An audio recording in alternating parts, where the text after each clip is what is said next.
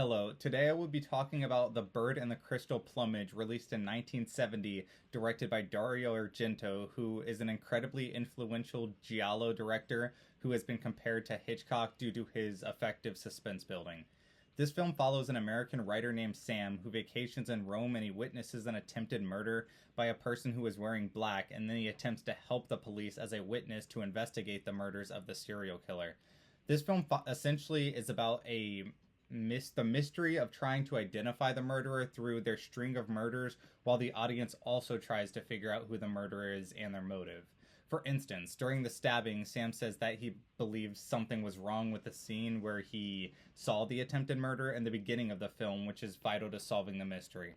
After this event, Sam is told by the police not to leave Rome, and he himself becomes a target of the murderer while he is trying to solve the case.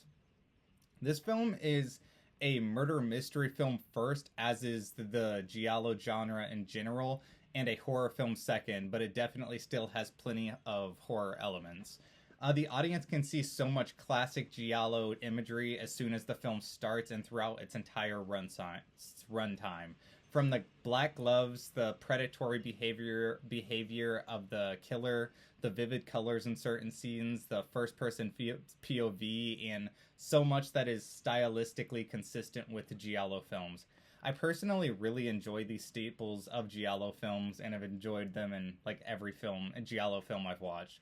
Many of these staples influenced the creation of the American slasher genre. The murders being done by an unidentifiable person in particular influenced this subgenre of horror. We can see this archetype from the Giallo genre influencing films such as Scream, Halloween, Friday the 13th, and many more. Also, just a serial killer being the antagonist in general contributes to it being a horror film. Horror films of the 70s and 80s in particular have a lot of serial killers.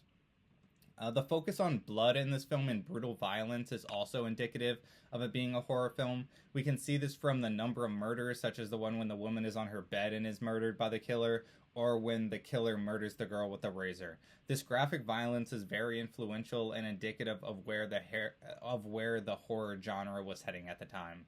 As far as this being a queer film, I really don't think the Bird and the Crystal Plumage is explicitly queer or queer coded as a whole, but I do think there are minor characters and minor elements of the film that can be read as queer. For example, the antique store owner was a queer character. There was also a mention of one of the women murder victims being attracted to another woman, and there was a transgender character who was in the police lineup. So although I don't believe that overall the messaging or coding of the main characters or the main plot of the film was queer, there are definitely queer elements in it. Furthermore, this film relates to class concepts because it displays the popularization of psychological horror through its dark and unpredictable mystery. I believe these mystery elements definitely make the audience feel more personally involved in the murder due to the film giving hints to who the murderer could be through discoveries in the investigation. And sometimes it is really subtle yet effective, such as the husband of Monica, who is the first attempted murder victim, like catching the cigarettes thrown at him with his left hand. As far as what I like about this film, I think the sound design is pretty awesome. It uses a flute, piano, and most notably creepy vocal harmonies much of the time, and it's pretty haunting. I also like how daring and scary the murderer is, like when they call the cops after seeing the news and talk in a creepy voice and tell the cops that they have no evidence, or when they threaten to kill Julia if Sam and Julia don't leave Rome.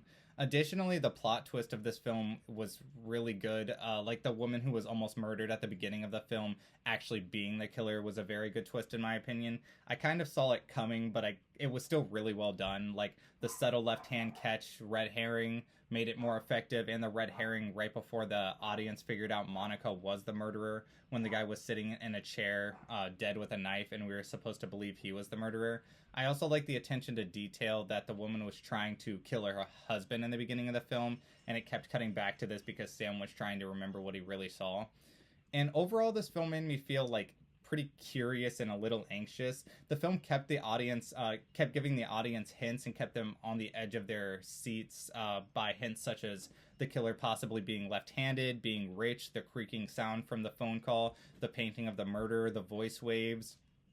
Just overall, I feel like the murder mystery plot was really well done and really well developed, and I like the attention to detail.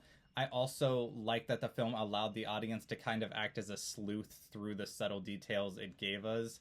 Ultimately, Dario Argento is an amazing horror director, and I will always appreciate seeing another one of his films.